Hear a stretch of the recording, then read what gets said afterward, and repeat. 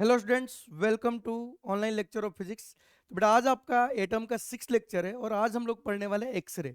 X ray के जितने भी टॉपिक है आज ही के लेक्चर में हम लोग कंप्लीट करने वाले हैं। क्या क्या पढ़ने वाले हैं इस पर अगर हम बात करें तो सबसे पहले तो बेटा हम समझेंगे कि एक्सरे क्या होता है। ठीक है, तो सबसे पहले हम पढ़ने वाले एक्सरे। दूसरा चीज हम लोग जो पढ़ने वाले हैं बेटा वो पढ़ने वाले प्रोडक्शन ऑफ एक्सरे। ठीक है, एक्चुअली में एक्सरे को प्रोडक्शन कैसे होता है, ठीक है ना, बनाया कैसे जाता है, इसके बारे में हमारा दूसरा टॉपिक होगा। फिर हम बात करेंगे कंटिन्यूअस एक्सरे का। ठीक है ना, हम लोग जो बात करने वाले हैं बेटा इसके बाद क्या करने वाले हैं, कंटिन्यूअस सॉरी कंटिन्यूअस एक्सरे का। ठीक है ना, और उसके बाद हम लोग बात करने वाले हैं बेटा फोर्थ करेक्टरिस्टिक्स एक्सरे का। ठीक है, तो उसके बाद इसका बात करेंगे हम लोग। ठीक है, और फिफ्थ इसके बाद हम लोग पढ़ने बैठे आपका एक्सरे हो गया, प्रोडक्शन ऑफ एक्सरे हो गया, कंटिन्यूअस एक्सरे हो गया, करेक्टरिस्टिक्स एक्सरे हो गया। इसके बाद हम बात कर लेंगे बेटा थोड़ा मोस्लेज लॉ का। ठीक है, मोस्लेज लॉ का। और 6 में हम बात कर लेंगे लास्ट में ब्रैग्स इक्वेशन। ठीक है, तो टोटल एक्सरे में ये 6 टॉपिक होते हैं जो बच्चों को आने चाहिए। ठीक है, हर चीज को हम लोग क्या कर देंगे बेटा आराम से समझते हुए जाएंगे। थोड़ा थ्योरेटिकल पार्ट है और थोड़ा न्यूमेरिकल पार्ट भी है। ठीक है, तो हम लोग अच्छे से कॉन्सेप्ट को समझेंगे। ठीक है, तो चलिए शुरू करते हैं। सबसे पहले समझते हैं बेटा हम लोग इलेक्ट्रोमैग्नेटिक वेव स्पेक्ट्रम। ठीक है, तो ये बहुत सिंपल है, आपको पहले से ये सारी चीजें पता होगी। ठीक है ना, क्या क्या बेटा कि अपने पास कौन कौन से वेव होते हैं। ठीक है, रेडियो वेव होता है, फिर माइक्रोवेव होता है। ठीक है, उसके बाद आपका इंफ्रारेड, उसके बाद आपके पास विजिबल, और उसके बाद आपके पास यूवी, और ये जो होता है बेटा आपका एक्सरे होता है। ठीक है, और उसके बाद आप लिख सकते हो कि गामा रे होता है। ठीक है, ईएमडब्ल्यू में आपने पढ़ा होगा। तो ये सारी चीजें होती है। अब मेरा बात ध्यान से सुनिएगा। तो एक्चुअल में हम लोग को तो विजिबल का वेवलेंथ पता होता है, कहाँ से कहाँ होता है बेटा आपको। अगर हम बात करें तो करीब करीब 8000 एंगस्ट्रॉम से 4000 एंगस्ट्रॉम तक क्या होता है बेटा विजिबल। और 4000 एंगस्ट्रॉम से, ठीक है ना, 100 एंगस्ट्रॉम तक जो होता है बेटा वो होता है यूवी। अब देखिए कुछ किसी किसी बुक में अलग अलग डेटा दे सकता है। ठीक है ना, थोड़ा बहुत इधर उधर दे सकता है, बट ये 0.1 एंगस्ट्रॉम तक क्या होगा बेटा आपका एक्सरे। और उसके बाद जो होगा वो क्या होगा गामा रे। तो अगर वेवलेंथ लाई कर रही है किसके बीच में, वेवलेंथ अगर लाई कर रही है, सही है, तो वेवलेंथ अगर आपका 0.1 एंगस्ट्रॉम से, सही है, 100 एंगस्ट्रॉम तक अगर लाई कर रही है, इस पार्ट को हम क्या बोलते हैं बेटा एक्सरे। इस पार्ट को हम लोग क्या बोलते हैं एक्सरे। ठीक है, बाय यूजिंग, आपको पता ही है, C equal to F lambda we can also find frequency and also we can find energy. ठीक है ना, तो यहाँ से हम फ्रीक्वेंसी भी निकाल सकते हैं। तो अब सारा डेटा याद रखने की जरूरत नहीं है, एक याद रखो। और एनर्जी ऑफ एक्सरे पूछेगा तो वो भी निकाल सकते हैं। ठीक है, कि कौन सा फॉर्मूले से बेटा Hc बाई लेमडा से। सही है, तो ये भी कैलकुलेट किया जा सकता है, बट वेवलेंथ ऑफ द जो एक्सरे होगा, ठीक है ना, पहचानोगे कैसे कि एक्सरे है, अगर उसका वेवलेंथ इसके बीच में लाई कर रहा है। ठीक है, तो यहां से हमें क्या पता चला कि एक्सरे एक्चुअल में क्या है।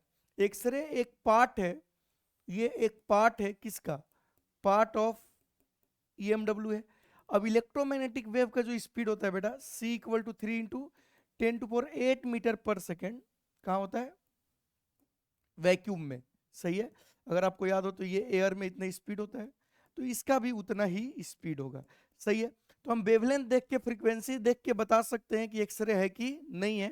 It is nothing but A part of क्या बेटा इलेक्ट्रोमैग्नेटिक वेव स्पेक्ट्रम, मतलब इलेक्ट्रोमैग्नेटिक वेव का पार्ट है। तो अगर हम बात करें तो एक्सरे क्या है, x-ray are the part of electromagnetic wave, बिल्कुल सही बात है। ठीक है, x-ray electromagnetic radiation of the extremely short wavelength होगा एंड हाई फ्रीक्वेंसी होगा, क्योंकि अगर वेवलेंथ कम है तो ऑब्वियस सी बात है कि फ्रीक्वेंसी ज्यादा होगा। वेवलेंथ रेंजिंग फ्रॉम, अगर मीटर में हम बात करें तो 10⁻⁻8 मीटर से 10⁻⁻12 मीटर तक, and corresponding frequency 10⁻16 to 10⁻20 hertz. अलग अलग बुक में अलग अलग डेटा दे सकते हैं, बट अराउंड आप इसी के आसपास रहेगा। ठीक है, स्पीड ऑफ द एक्सरे कितना होता है बेटा आपका 3 × 10⁸ मीटर पर सेकेंड, कहाँ पर वैक्यूम में। और अगर हम मीडियम में बात करें, ठीक है, अगर हम बात करें बेटा मीडियम में, इन मीडियम, तो इन मीडियम में आपको याद ही होगा कि जो स्पीड होता है लाइट का वो हो जाएगा 1/μr। अगर इस टर्म में लिखना चाहो, mu r mu not epsilon r epsilon not, इस टर्म में, या सीधे सीधे c/√अंडर mu r into epsilon r, और यही रिफ्लेक्टिव इंडेक्स होता है तो c/μ। ठीक है, तो इन मीडियम भी हमें क्या होना चाहिए बेटा, स्पीड ऑफ एक्सरे पता होना चाहिए, एक्चुअली में इलेक्ट्रोमैग्नेटिक वेव का स्पीड। ठीक है, और यहाँ से हमें पता चला कि किसी भी मीडियम का रिफ्लेक्टिव इंडेक्स जो होता है म्यू, ये एक्चुअल में किसके बराबर होता है, mu r into epsilon r. ठीक है, ये पहले आप पढ़े होंगे, ठीक है, EMW में, नहीं पढ़े होंगे तो आपको ध्यान रखना। ठीक है, उसके बाद हम बोलते हैं कि दो टाइप के एक्सरे होते हैं। ठीक है, एक को बोलते हैं सॉफ्ट एक्सरे और एक को बोलते हैं हार्ड एक्सरे। हार्ड एक्सरे जिसका एनर्जी ज़्यादा हो, इसका यूज होता है थेरेपी में, और सॉफ्ट एक्सरे जिसका एनर्जी कम हो, मतलब वेवलेंथ ज़्यादा हो, इसका यूज होता है फोटोग्राफी ऑफ बोन्स में। ठीक है बेटा, और ये लेस एनर्जी होता है, इसका ज़्यादा एनर्जी होता है। तो कभी कभी ये भी पूछा जा सकता है। ठीक है, तो एक्सरे का यूज कहाँ कहाँ होता है, फोटोग्राफी में, थेरेपी में, इवन आपको लैटिस स्ट्रक्चर के बारे में भी अगर पता करना है, ठीक है ना, लैटिस जो होता है स्ट्रक्चर ऑफ क्रिस्टल, ठीक है ना, तो स्ट्रक्चर ऑफ क्रिस्टल मतलब उसके बारे में भी हम लोग क्या करते हैं बेटा, कभी कभी यूज करते हैं। ठीक है, चलिए तो इसको लिखते नहीं है। ठीक है, तो एक्सरे मोटा मोटी हमें समझ में आया कि क्या है, it is the part of electromagnetic wave. ठीक है, दो टाइप के एक्सरे होते हैं, एक सॉफ्ट एक्सरे और एक आपका बेटा हार्ड एक्सरे। हार्ड एक्सरे का यूज होता है बेटा आपका थेरेपी में, और इसका होता है फोटोग्राफी में। अब हम बात करते हैं प्रोडक्शन ऑफ एक्सरे। ध्यान से समझिएगा, हम बचपन में क्या पढ़े हैं, तीन चीजें पढ़े हैं। ठीक है ना, आप ये समझने से पहले आपका बचपन की यादें थोड़ा ताज़ा कर लेते हैं। ठीक है, फिर हम लोग आगे बढ़ते हैं। क्या पढ़े बचपन में, सुनिए। पहला चीज पढ़े हैं कि अगर चार्ज एट रेस्ट है, चार्ज एट रेस्ट, तो अगर चार्ज एट रेस्ट है तो ये सिर्फ प्रोड्यूस क्या करता था बेटा, आपको याद होगा, इलेक्ट्रिक फील्ड। क्या प्रोड्यूस करता था, इलेक्ट्रिक फील्ड। ठीक है, दूसरा हम पढ़े थे चार्ज विथ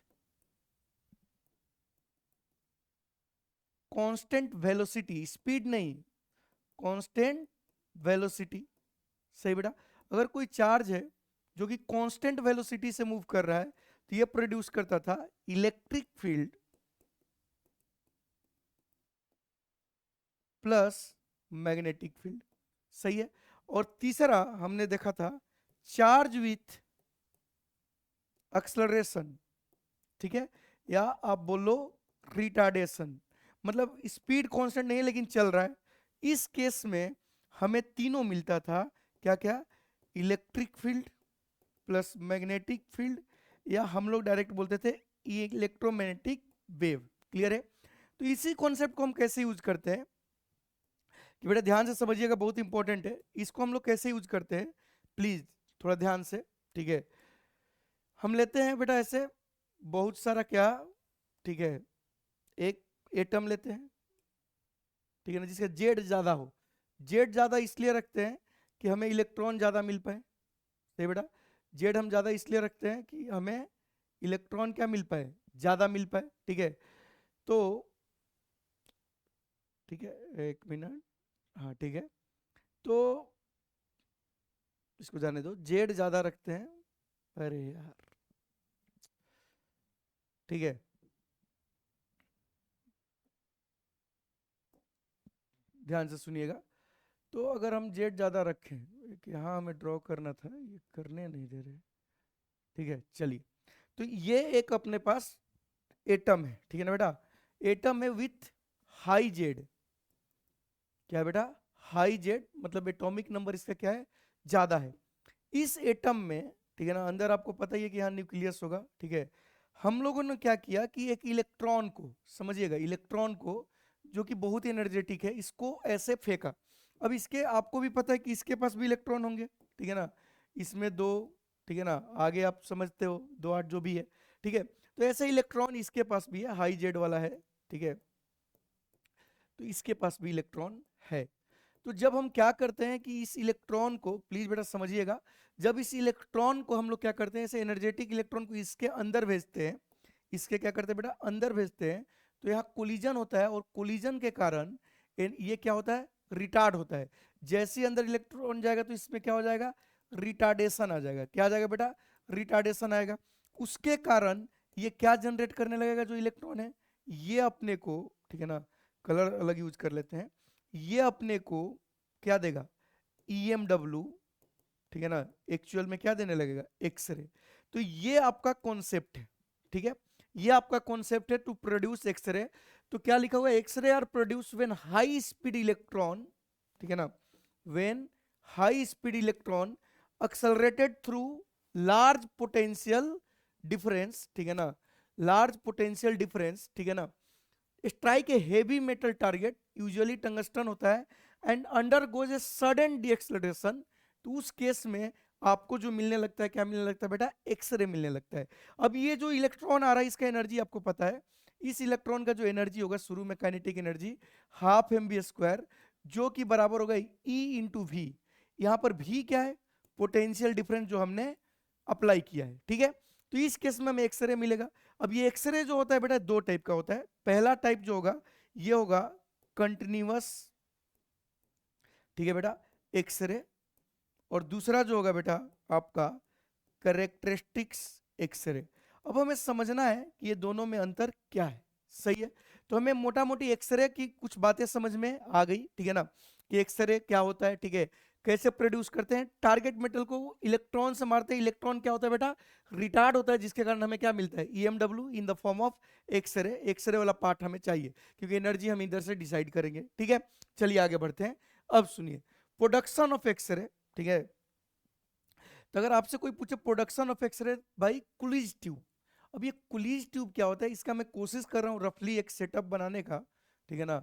उम्मीद करता हूँ कि आप समझ पाओगे मैं क्या बोलना चाह रहा हूँ, ठीक है ना। ऐसे, ऐसे, और ऐसे, थोड़ा ऐसे, ऐसे, ऐसे, ऐसे, ठीक है बेटा।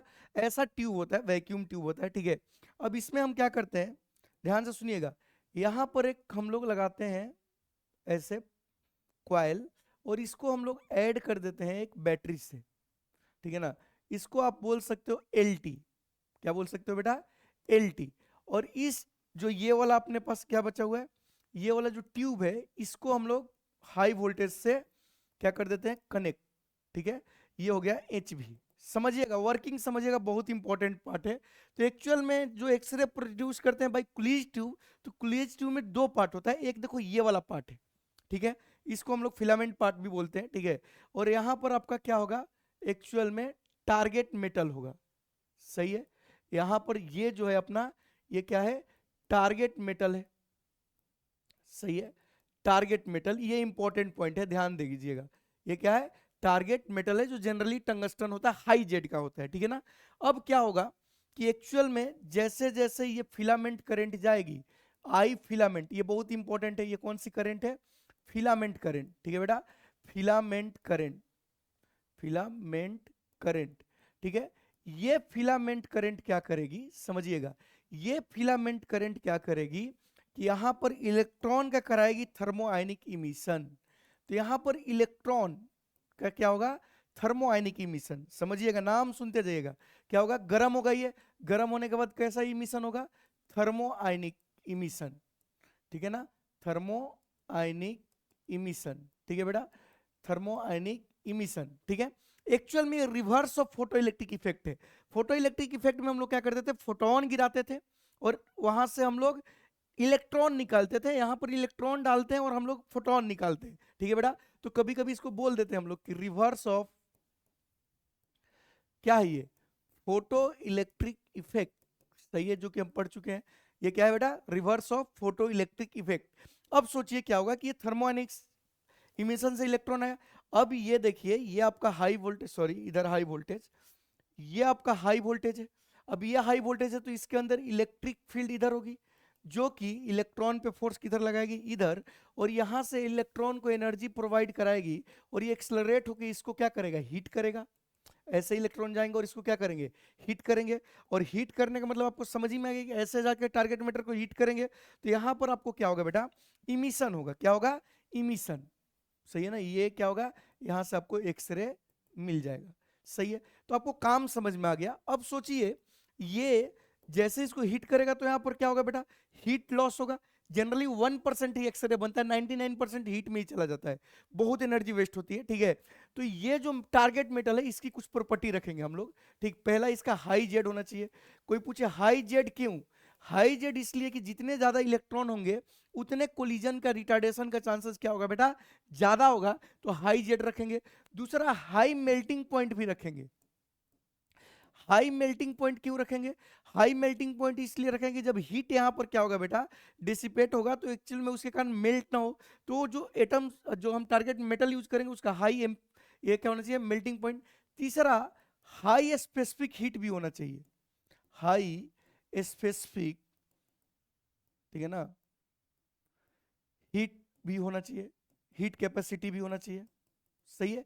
क्योंकि हमें पता है कि एक्चुअल में डेल्टा टी को हम क्या लिखेंगे, delta Q by M S.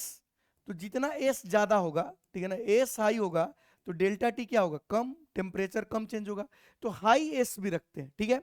तो यहां पर किसका काम क्या है, ये जो है ना, इसको हम लोग कभी कभी बोलते हैं बेटा ऑपरेटिंग वोल्टेज। क्या बोलते हैं, ऑपरेटिंग वोल्टेज, ठीक है। क्या बोलते हैं, ऑपरेटिंग वोल्टेज या अप्लाइड वोल्टेज। क्या बोलेंगे, अप्लाइड वोल्टेज। सब चीज समझते जाइए, आपको समझ आएगा। क्या बोलेंगे, अप्लाइड वोल्टेज, ठीक है। तो यहां पर ये जो लो वोल्टेज है, ये जो लो वोल्टेज है, ठीक है ना, ये जो लो वोल्टेज है, अब इसका काम क्या है कि फिलामेंट करंट प्रोवाइड कराना। तो ये इलेक्ट्रॉन का इमिशन को कंट्रोल करता है। तो यहां पर हमने पैरामीटर लिखा है। सबसे पहले समझते हैं कि फिलामेंट करंट क्या करता है।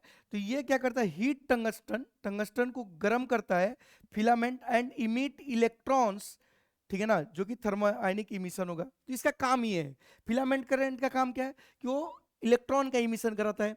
अच्छा, इफेक्ट ऑन एक्सरे क्या होता है कि कंट्रोल इंटेंसिटी, मतलब क्वांटिटी क्या होता है बेटा, इससे कंट्रोल होता है, ठीक है ना। इंटेंसिटी ये कंट्रोल करेगा, क्योंकि ये डिसाइड करेगा कितना इलेक्ट्रॉन निकलेगा। मोर करंट मोर एक्सरे, और मोर करंट मतलब मोर इलेक्ट्रॉन, और more electron will decided by filament current. तो पूछता है कि एक्सरे का जो इंटेंसिटी हो किससे डिसाइड होगा, तो ये लो वोल्टेज से, फिलामेंट करंट से, ठीक है। अब आते हैं, बात करते हैं अप्लाइड वोल्टेज ऑपरेटिंग वोल्टेज का। तो एक्चुअल में अप्लाइड वोल्टेज क्या करता है कि इस इलेक्ट्रॉन को एनर्जी प्रोवाइड कराता है। तो देखो क्या लिखा हुआ है, accelerate electron from the cathode to anode. ये इसको हम लोग बोल देंगे बेटा कैथोड, आपको पता ही होगा। इसको क्या बोल देंगे बेटा, एनोड। तो कैथोड से एनोड की तरफ क्या करता है बेटा, इसको क्या करता है, एक्सेलरेट करता है, और increase the kinetic energy of the electron. तो इलेक्ट्रॉन को एक्सेलरेट करता है, और ये जाके क्या करता है, हीट करता है किसको बेटा, टारगेट मेटल को। तो इसका काम है कंट्रोल पेंट्रेटिंग पावर, कितना एनर्जी देगा, कितना पेंट्रेटिंग पावर होगा। Quality will be decided by operating voltage applied voltage. Higher के भी हार्डर एक्सरे, जितना ज्यादा हम एनर्जी देंगे उतना वेवलेंथ कम आएगा, ठीक है, क्योंकि हार्डर एक्सरे मिल जाएगा, ठीक। अब आते हैं टारगेट मेटल के बारे में। टारगेट मेटल मतलब tungsten. Tungsten target with the high melting point, ठीक, हाई एटॉमिक नंबर, और ये डिटरमाइन करेगा करेक्टरिस्टिक्स एक्सरे का, ठीक है। तो मिला जुला के ये सब हाई रखना है, ठीक है ना। और कौन क्या कंट्रोल करता है, आई होप आपको समझ में आ गया होगा। और एक्सरे कैसे प्रोड्यूस होता है ये भी आपको समझ आ गया होगा, ठीक है बेटा। अब आगे बढ़ते हैं, अब बात करते हैं calculation of minimum wavelength of continuous x-ray. अब मेरा बात ध्यान से सुनिएगा, ठीक है। अब यहां पर हम दो पार्ट में इस चीज को समझते हुए आगे बढ़ेंगे, एक ग्राफ वाला भी पार्ट कर लेंगे इधर ही, ठीक है। अब सोचिए कि अगर हमें एनर्जी कंजर्वेशन करना है, ठीक है, क्या करना है बेटा, एनर्जी कंजर्वेशन। सुनिए कैसे, अगर मैं इसको देखूं, किसको, इसको देखूं, तो अगर मैं एनर्जी कंजर्वेशन करूं तो एनर्जी इनिशियली कितना, इसका हाफ एम बी स्क्वायर, और ये एक्सरे को मिला तो कितना मिला, एस सी बाई लेमडा, और ये कुछ बाहर आ गया, मान लो कि half M V one square. इस पर भी सवाल बनता है। तो अगर हम एनर्जी कंजर्व करें, ठीक है बेटा, समझिएगा, कंजर्वेशन ऑफ एनर्जी अगर हम लगाएं, सही है, कंजर्वेशन ऑफ एनर्जी अगर हम लगाएं, ठीक है, तो कितना लोग को समझ आया कि दिस केस के initial equal to H C by lambda में चला गया प्लस के फाइनल, मतलब half m e v square equal to H C by lambda half m e v dash square चाहे वी वन स्क्वायर, ठीक है। तो this is the energy conservation, by using this we can find lambda. But हमें चाहिए minimum lambda, ठीक है। अब हमें चाहिए मिनिमम लेमडा, ठीक है ना, मिनिमम लेमडा, और इसको हम कभी कभी बोलते हैं बेटा cut off lambda, cut off wavelength. नाम सुनते जाइए, क्या बोलते हैं, कट ऑफ वेवलेंथ। अब देखिए ये तभी पॉसिबल है जब एनर्जी मैक्सिमम हो। तो अगर हम माने कि हमें मिनिमम लेमडा चाहिए, लेमडा मिनिमम चाहिए, इसका मतलब हमें मानना होगा कि लॉस कितना होगा, जीरो। मतलब सारा एनर्जी क्या में कन्वर्ट हो जाए बेटा, आपका किस में, एक्सरे में। तो हमारा जो इनिशियल एनर्जी है एक्चुअल में हाफ एम वी स्क्वायर, ये पूरा का पूरा किस में चला जाए, एच सी बाई लेमडा। और हमें पता है कि एनर्जी किसके बराबर है, ई भी यहाँ पर क्या, पोटेंशियल डिफरेंस। तो आप यहाँ से ध्यान से देखोगे तो ये आ गया h C by lambda minimum, ठीक है। तो इसको जब हम सॉल्व करेंगे तो आपको जो लेमडा मिनिमम मिलेगा that will be 12,400 V in volt angstrom. तो now we are able to calculate क्या बेटा, आपका लेमडा मिनिमम, ठीक है। ये आपका लेमडा मिनिमम होगा, ध्यान रखिएगा एंगस्ट्रॉम में, क्लियर है। तो यहां से हमें क्या दिखा, एक शानदार चीज दिखा, क्या दिखा कि lambda minimum only depends on किस पे बेटा, applied potential difference, applied potential, या इसी को हम क्या बोलते हैं बेटा, ऑपरेटिंग वोल्टेज। क्या बोलते हैं, ऑपरेटिंग वोल्टेज। बहुत बढ़िया, क्लियर है। तो ये हमें समझ में आ गया कि now we are able to calculate lambda minimum, ठीक है। जब हमने इसका ग्राफ ड्रॉ किया, समझिएगा, किसके किसके बीच, लेमडा वर्सेस स्पेक्ट्रल जो जो भी होता है इंटेंसिटी ऐसा, तो इसका लेमडा मिनिमम होगा, तो ऐसा ग्राफ आया, सही है। This is the lambda minimum, clear है क्या बेटा।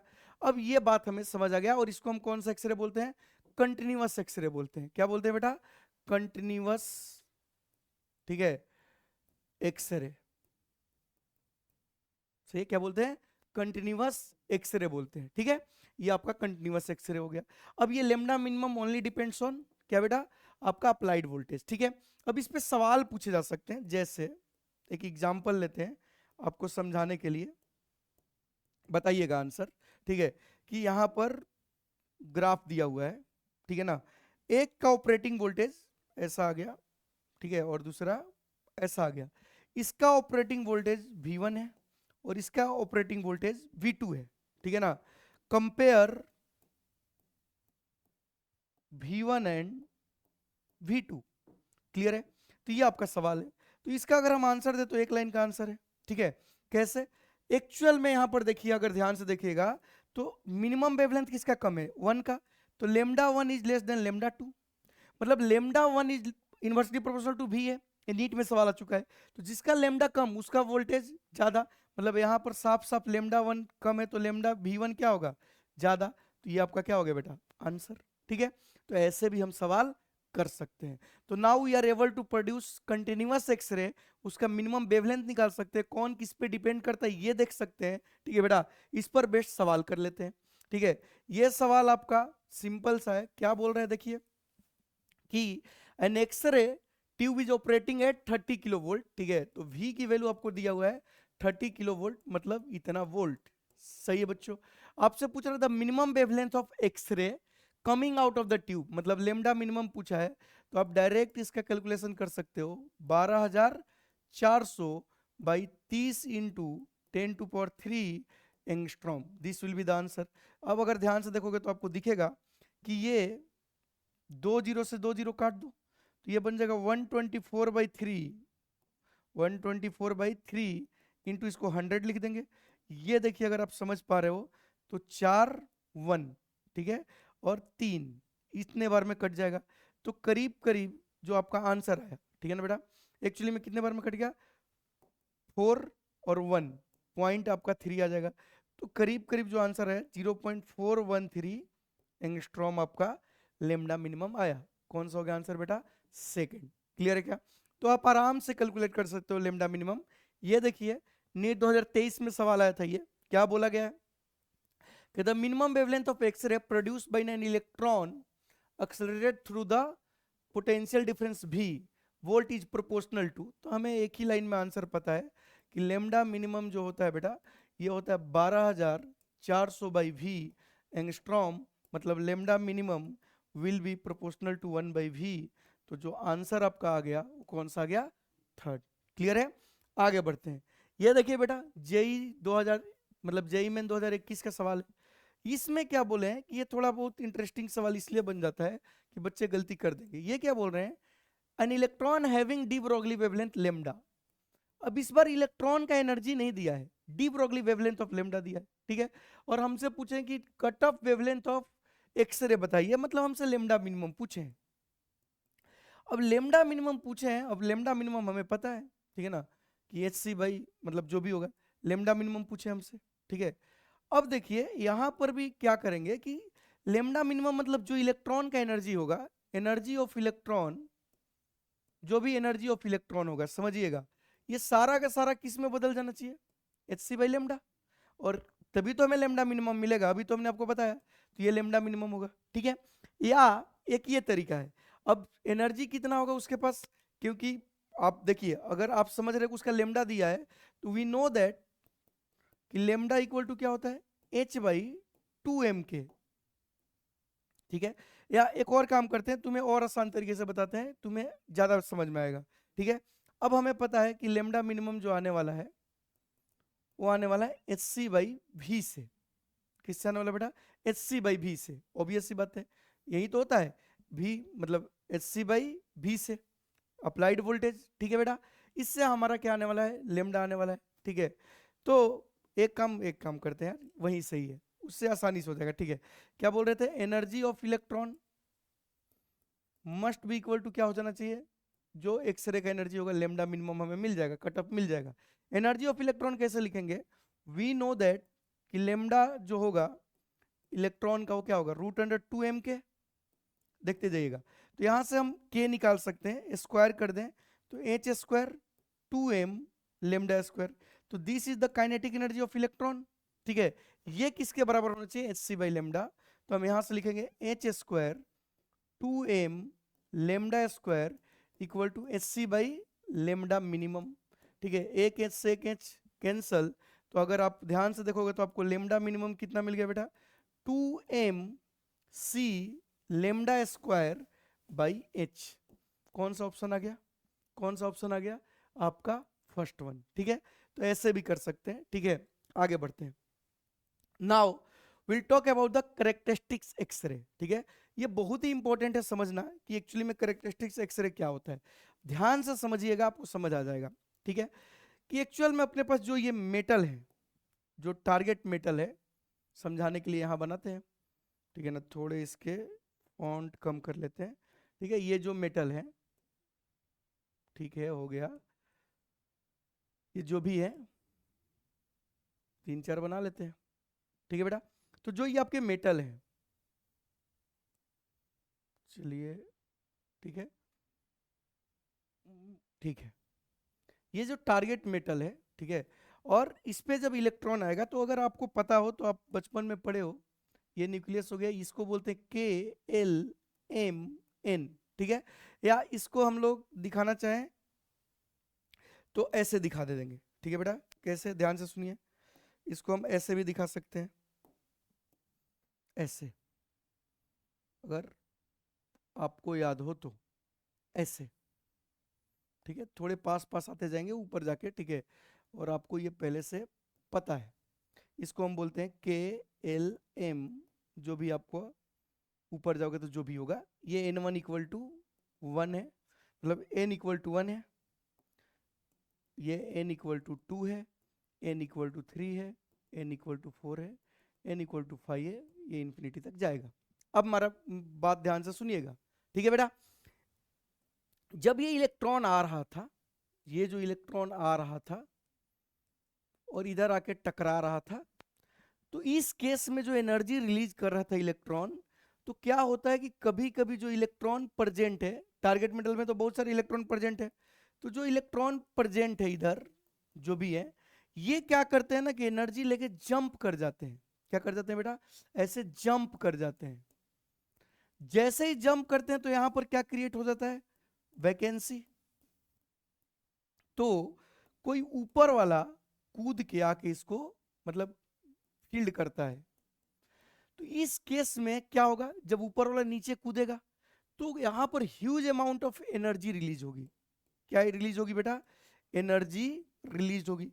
और इस एनर्जी रिलीज होने से, ये जो एनर्जी रिलीज होगी, तो आपको एक्सरे में एक स्पाइक दिखाई देगा, ठीक है ना, उसी को हम बोलते हैं करेक्टरिस्टिक्स एक्सरे। ठीक है, तो पहला चीज जो ये करेक्टरिस्टिक्स एक्सरे है, ये जो होता है बेटा, ये due to transition of electron होता है टारगेट मेटल का। ये बहुत इंपॉर्टेंट है। Target metal is the responsible for characteristics x-ray. तो वहीं लिखा हुआ है characteristics x-ray are sharp x-ray, समझिएगा, sharp x-ray produce when inner cell electron removed and outer electron fall into its place, giving off energy that is unique to the elements. ठीक है बेटा, इसी को हम बोलते हैं करेक्टरिस्टिक्स एक्सरे। तो जब यहां पर ग्राफ ड्रॉ किया गया, सही बेटा, वहीं आई versus sorry lambda versus I का, तो जो ग्राफ आया, देखो लेमडा मिनिमम अभी भी चेंज नहीं होगा, हमने ऑपरेटिंग वोल्टेज चेंज ही नहीं किया है, तो लेमडा मिनिमम अभी भी चेंज नहीं होगा। तो लेमडा मिनिमम अभी भी चेंज नहीं होगा, लेकिन बीच बीच में ऐसे ऐसे करके कुछ क्या आने लगे, स्पाइक आने लगे। अब ये जो लेमडा मिनिमम अभी भी वही है, ये तो भैया ऑपरेटिंग वोल्टेज पे डिपेंड करता है। तो ये जो स्पाइक आए, ठीक है ना बेटा, ये जो स्पाइक आया, ठीक है ना, ये जो स्पाइक आया, इसी को हम बोलते हैं करेक्टरिस्टिक्स एक्सरे। सही है, ये जो स्पाइक आया इसी को हम बोलते हैं करेक्टरिस्टिक्स एक्सरे। ठीक है, और इसके लिए रिस्पॉन्सिबल कौन है, important point, target metal responsible है। कौन है बेटा, टारगेट मेटल। अब यहां पर हमने करेक्टरिस्टिक्स एक्सरे का नाम देना शुरू किया। क्या देना शुरू किया बेटा, नाम। सुनना, सबसे पहले समझाते हैं कि यहां पर नाम क्या क्या दिया गया है। ठीक है बेटा, तो आपके पास यहां टाइप्स ऑफ जो करेक्टरिस्टिक्स एक्सरे हैं वो बहुत सारे हो सकते हैं।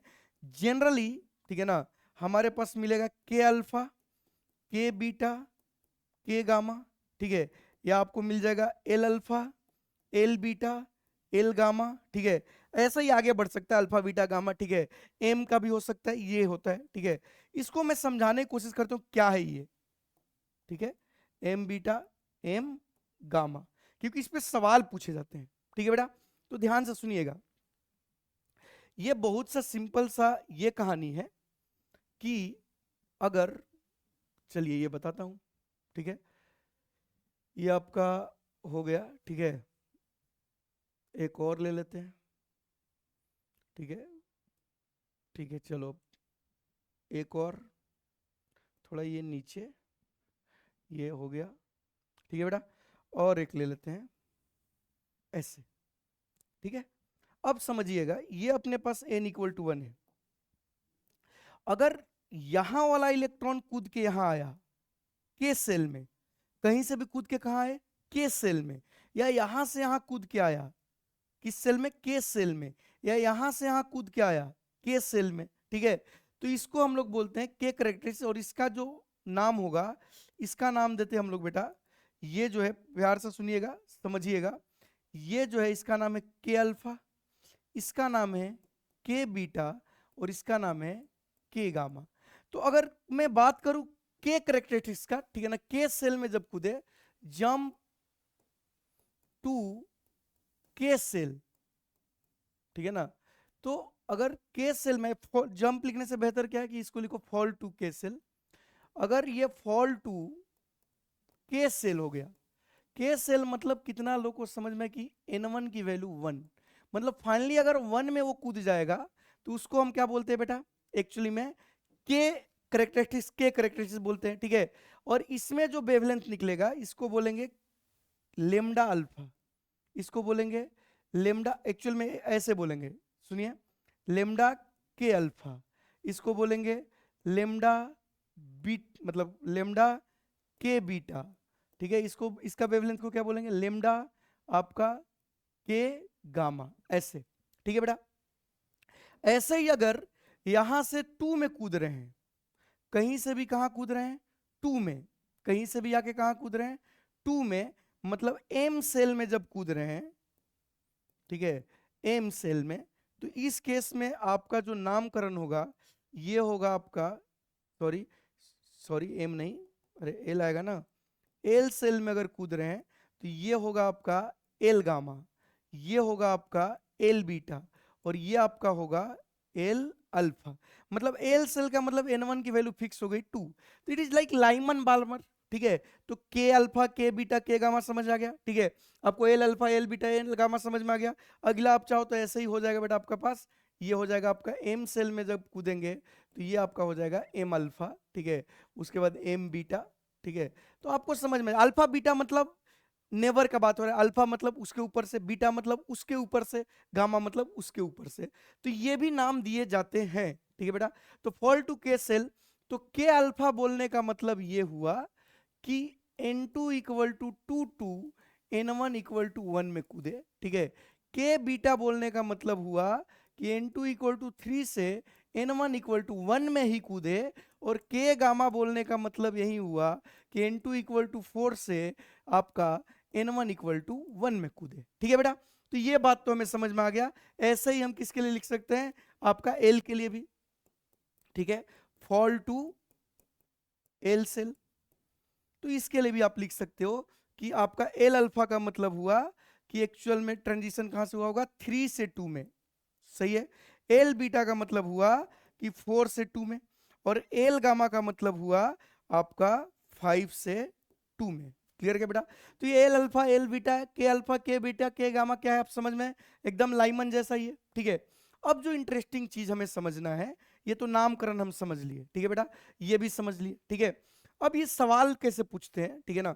अच्छा, वी नो दैट, ये हमें पता है कि अगर एनर्जी बढ़ाओगे तो लेमडा क्या होगा, कम, ये ध्यान रखना।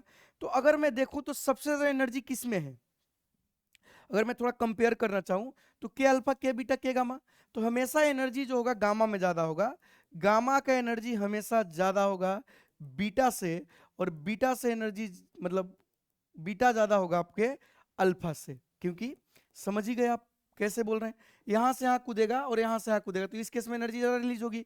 मतलब एक बात तो ये क्लियर है कि हमेशा लेमडा जो होगा गामा का सबसे छोटा होगा, फिर लेमडा ऑफ बीटा होगा, फिर लेमडा ऑफ क्या होगा आपका अल्फा, ठीक है बेटा। अगर हम सेम को कंपेयर कर रहे हैं, सेम मेटल को, क्लियर है, तो जितना ज्यादा एनर्जी उतना ज्यादा क्या होगा बेटा आपका वेवलेंथ कम होगा। तो कुछ सवाल ऐसे पूछे जाते हैं, जैसे हमें एक सवाल बोला गया, ऐसा सिंपल से ग्राफ दे दिया गया, ठीक है, ऐसे समझिएगा बेटा प्लीज, ये लेमडा हो गया, ये आई हो गया, हमने ग्राफ ऐसा बनाया, ठीक है, ऐसा।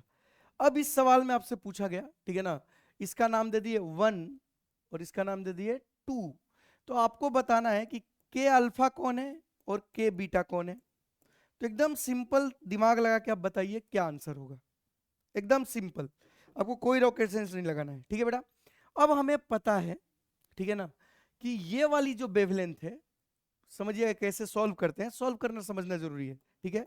अगर मैं बात करूं यहां पर, तो ये आपका लेमडा 1 हुआ, ये आपका लेमडा 2 हुआ, तो हमें जो समझ में आ रहा है, ठीक है ना, सोल्यूशन समझिए कि लेमडा 1 ज्यादा, सॉरी लेमडा 1 ज्यादा है लेमडा 2 से, सॉरी लेमडा 2 ज्यादा है लेमडा 1 से, और हमें जो पता है वो ये पता है कि लेमडा जो सबसे कम होता है वो होता है गामा का, फिर होता है बीटा का, और सबसे ज्यादा होता है अल्फा का। मतलब इस केस में उधर वाला का लेमडा ज्यादा है, मतलब इन दोनों में अल्फा बीटा में ये जो होगा बेटा क्या होगा, अल्फा होगा। तो आंसर हो गया कि अल्फा जो होगा वो होगा 2 वाला, और बीटा जो होगा 1 वाला, क्योंकि बीटा का एनर्जी क्या होगा बेटा ज्यादा, ठीक है। ऐसे ही सवाल ये भी पूछे जा सकते हैं कि आपको ऐसे दे दिया जाए आई वर्सेस आपका क्या बोलते हैं लेमडा, और ऐसे, ठीक है, और ऐसे, ठीक है, और इनका नाम दे दिया जाए, ये ए है, ये बी है, सही है। तो आपको पहचानना है कि ए और बी क्या है, मतलब आपको पहचानना है कि के अल्फा और एल अल्फा, इन दोनों में पहचानना कौन है, ठीक है। तो हमें सिंपल इसको सॉल्व करने का तरीका यही है, ठीक है बेटा। हमें पता है कि हमेशा जो के का एनर्जी होगा, एनर्जी ऑफ के सेल हमेशा ज्यादा होने वाला है किससे? आपका एनर्जी ऑफ एल से। क्यों? क्योंकि भैया के में एनर्जी आप याद ही करो 10.2 होता है, हाइड्रोजन का खाली ले लो, तो ये तो गैप कम होगा, ये ज्यादा होगा, तो हमेशा एनर्जी ज्यादा होगा आपका के का, मतलब हमेशा लेमडा कम होगा के का, मतलब लेमडा के will be less than lambda L. ये भी हमें क्लियर है। अब अगर हम देखें तो यहाँ पर lambda of A less than है लेमडा ऑफ बी, मतलब यहाँ पर हम समझ सकते हैं कि ए जो है वो के अल्फा है और जो बी है वो एल अल्फा है। तो ऐसे पहचान सकते हो एनर्जी एंड लेमडा को रिलेट करके। क्लियर क्या बेटा? तो ये आपका हुआ करेक्टरिस्टिक्स एक्सरे। ठीक है, चलिए आगे बढ़ते हैं। अब हम बात करते हैं बेटा मोस्लेज लॉ का। किसका बात करते हैं? मोस्लेज लॉ का। मोस्लेज लॉ क्या बोलता है कि अकॉर्डिंग टू, ठीक है ना बेटा, according to Moseley law the square root of frequency, important point है, square root of frequency of characteristics x-ray of an element is directly proportional to its atomic number minus screening constant। ठीक है, मतलब इन्होंने बोला कि जो square root of frequency है, समझते जाइए, स्क्वायर रूट ऑफ जो फ्रीक्वेंसी है ये डायरेक्टली प्रोपोर्शनल टू है जेड माइनस बी। किसके प्रोपोर्शनल है बेटा? Z minus b. सुनते जाइएगा, किसके प्रोपोर्शनल है? Z minus b. और यहां से हम लिख सकते हैं कि फ्रीक्वेंसी इक्वल टू कुछ ए जेड माइनस बी। अब यहां पर जो ध्यान से सुनिएगा, यहां पर एक्चुअल में ये लिख सकते हैं या हम लिख सकते हैं frequency equal to a square Z minus B का होल स्क्वायर। सही है। यहां पर बी को बेटा बोलते हैं हम लोग स्क्रीनिंग कांस्टेंट। क्या बोलते हैं? Screening constant. आपने केमिस्ट्री में इसके बारे में पढ़ा होगा, स्क्रीनिंग इफेक्ट। हम क्या बोलते हैं? Screening constant. और हमेशा याद रखिए फॉर के जो होता है बी की वैल्यू 1 होता है, मतलब के अल्फा के लिए बी की वैल्यू क्या होता है? 1 होता है, ये दिमाग में रखिए। ठीक है, चलिए। और ए एक बेटा आपका और कांस्टेंट है, ए एक कांस्टेंट है, कितना आता है इस पे हम बात करेंगे। ठीक है, तो पहली बात मोस्ले ने ये बोला, हमने मान लिया, ठीक। बट वी नो दैट, देखिएगा, वी नो दैट, क्या जानते हैं हम? वी नो दैट कि फ्रीक्वेंसी इक्वल टू कुछ ऐसा होता था आर सी। अब स्क्रीनिंग इफेक्ट ले लेंगे तो z minus b square 1/n1 square minus 1/n2 square, ये हम पहले से जानते हैं। सही है।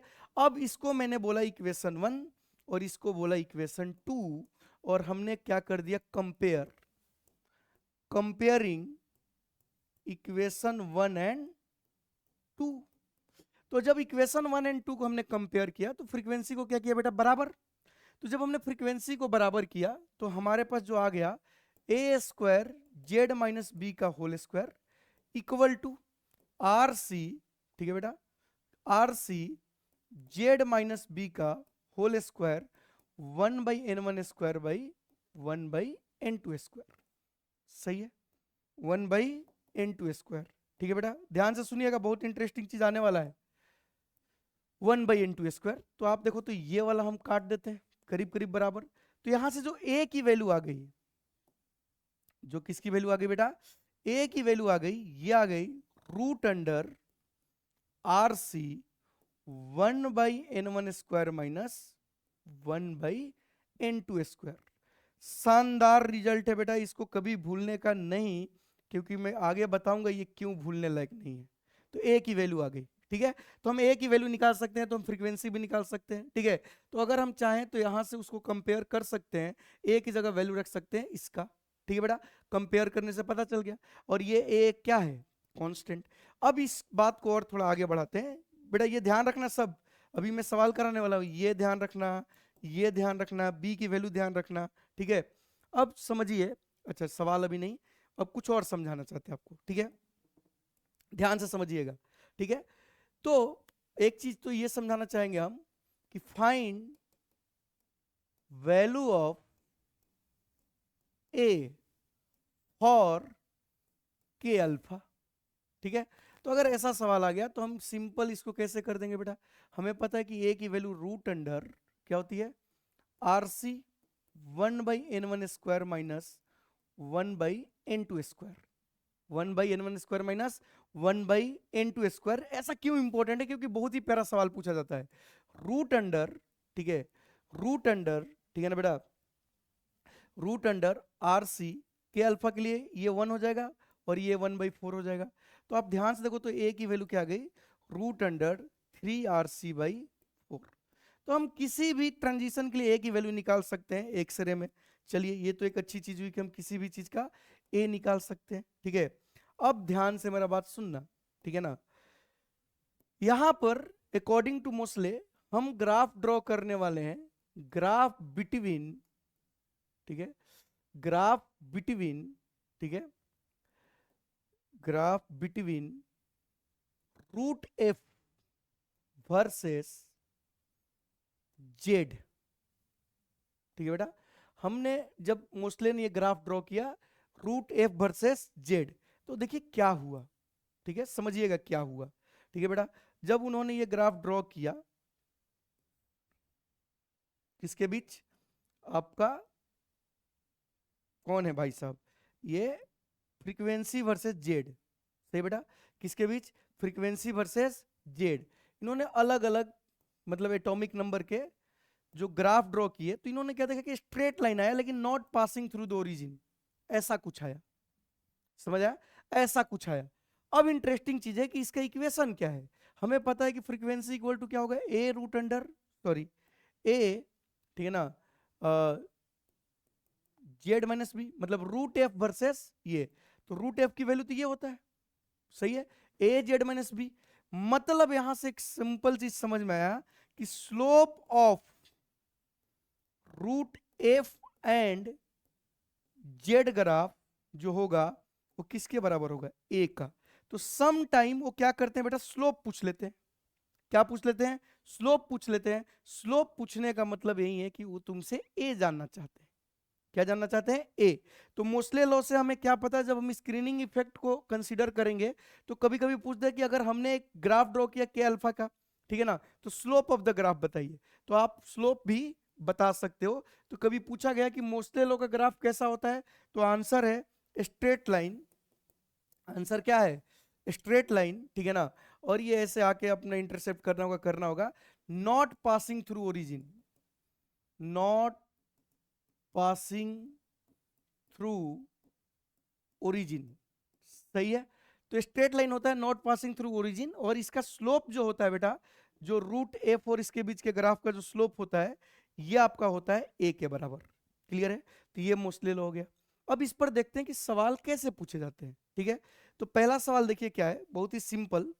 क्या बोला गया है कि इन कैरेक्टरिस्टिक्स एक्सरे के alpha x-ray are a smaller wavelength, ठीक है, बिल्कुल ही गलत। के अल्फा का एनर्जी कम होता है, अल्फा का एनर्जी क्या होता है बेटा, कम होता है, तो वेवलेंथ क्या होगा, ज्यादा, तो स्टेटमेंट 1 गलत। Characteristic x-ray are produced by transition of orbital electron in the target atom, बिल्कुल सही। तो स्टेटमेंट 1 क्या है बेटा आपका गलत है, और स्टेटमेंट 2 आपका क्या है, सही है। तो आपका आंसर जो आ गया वो क्या आ गया, 4th। क्लियर है, ये समझ में आया। क्योंकि भैया हम तुमको पहले ही बता चुके हैं energy of alpha is less then energy of क्या होगा आपका बीटा, ये पता है ना। तो एनर्जी जिसका कम उसका लेमडा क्या होगा, ज्यादा। तो लेमडा अल्फा क्या होना चाहिए, बीटा से ज्यादा, बट ये बोल रहे हैं स्मॉलर, तो ये गलत हो गए। क्लियर है, आगे बढ़ते हैं बेटा। ये सवाल में क्या बोला गया है, ध्यान से सुनिएगा, थोड़ा कैलकुलेशन हो सकता है, ठीक है, कि द वेवलेंथ, क्या बेटा, the wavelength of K alpha, they are talking about the K alpha. जैसे ही के अल्फा बोलेंगे हमें पता है कि n1 की वैल्यू 1 होगी और n2 की वैल्यू 2 होगी, ठीक है। Produce an x-ray tube is इतना, मतलब हमें लेमडा के अल्फा दिया हुआ है, ठीक है। Find the atomic number of the anode material of the tube, मतलब हमें 1/λ इक्वल टू पता है कि आर जेड माइनस बी का whole square 1/n1² minus 1/n2², ठीक है। अच्छा, इसमें कुछ भी नहीं बोला है, तो आपको पता है कि के अल्फा है, तो बी की वैल्यू आपको कितना लेना है बेटा, 1, ठीक है। तो इसको हम लोग आगे सॉल्व करेंगे। तो आइए वैल्यू रखते हैं, 1/λ कितना दिया है, 0.76, ठीक है, angstrom, important point.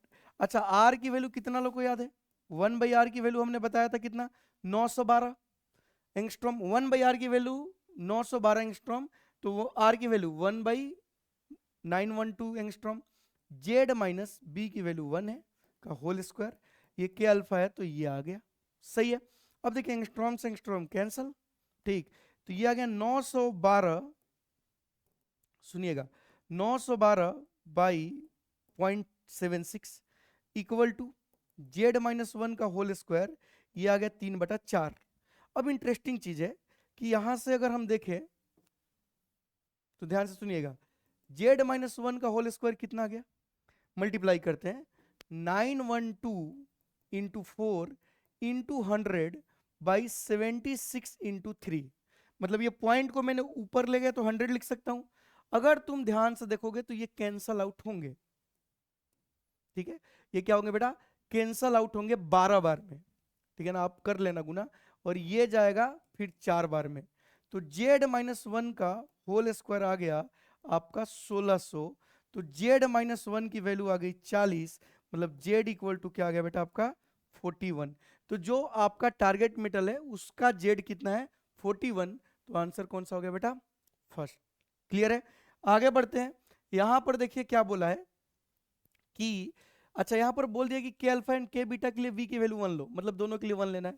The wavelength of characteristic x-ray के alpha line emitted by hydrogen like elements is इतना, ठीक है, तो हमें लेमडा अल्फा दिया हुआ है, लेमडा अल्फा कितना दिया हुआ है 0.32 एंगस्ट्रॉम, बढ़िया है, ठीक है।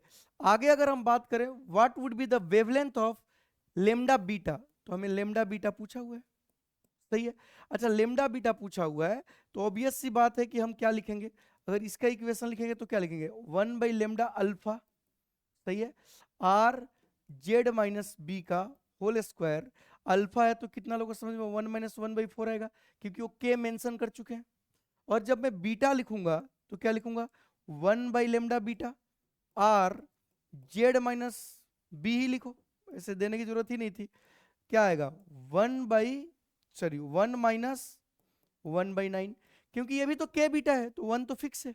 अब इसको डिवाइड कर दो तो you will get lambda beta by lambda alpha, ये पूरा मसाला खत्म, ठीक है। क्या बच गया, इधर बच गया बेटा 3/4 और नीचे क्या बच गया 8/9, तो 8/9 करेंगे तो ये 9/8 हो जाएगा, तो ये आ गया बेटा आपका 27/32। अच्छा लेमडा अल्फा हमें दिया हुआ है कितना 0.32, तो लेमडा बीटा जो आ गया 27/32 इंटू 0.32, ये कट गया 0.01, तो आंसर अपने पास क्या आ गया बेटा 0.27 एंगस्ट्रॉम, कौन सा है ये वाला। तो आई होप आप कैरेक्टरिस्टिक्स एक्सरे का भी सवाल कर लोगे, इसमें कोई रॉकेट साइंस नहीं है, ठीक है बेटा। अब हम बात करते हैं ब्रैग्स लॉ, ठीक है ना, एक्चुअली में डिफ्रैक्शन है, ठीक है ना, आप समझिएगा मैं क्या समझाने की कोशिश कर रहा हूं कि अपने पास मान लो कि,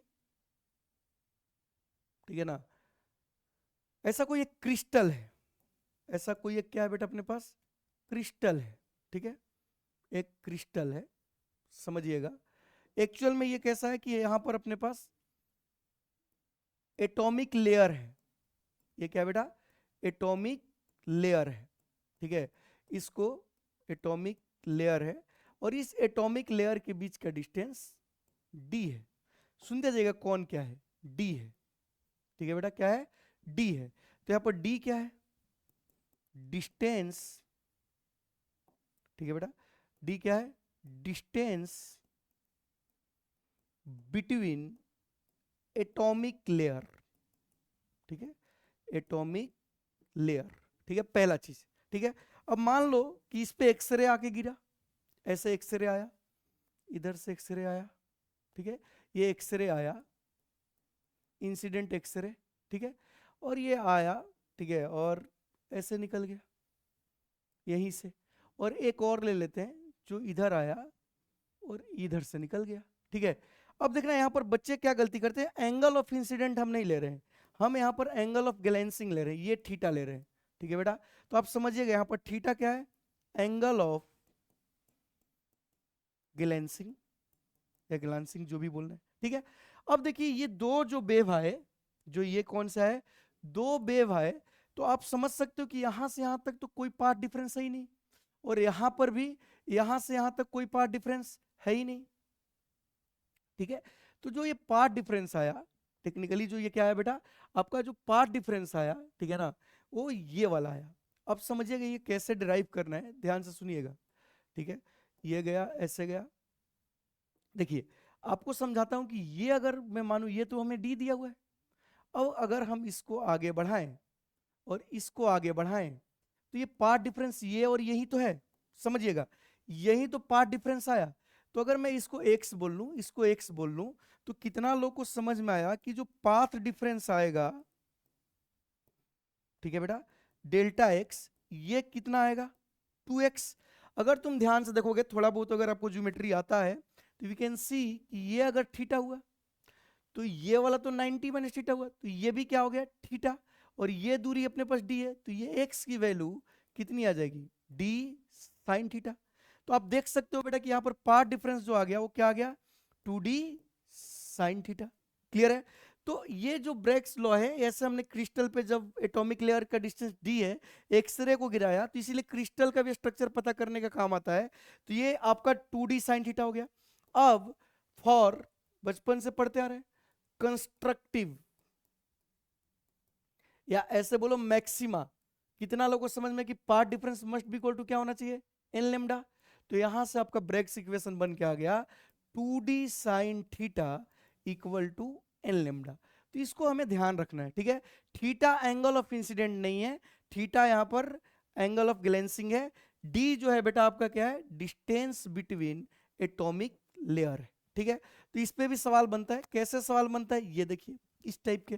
क्या बोला गया है कि यहां पर बोला गया है कि using Bragg's law determine the distance between crystal planes in atomic solid if electromagnetic radiation frequency इतना incident at 30 degree angle create constructive interference fringes assuming n equal to 1।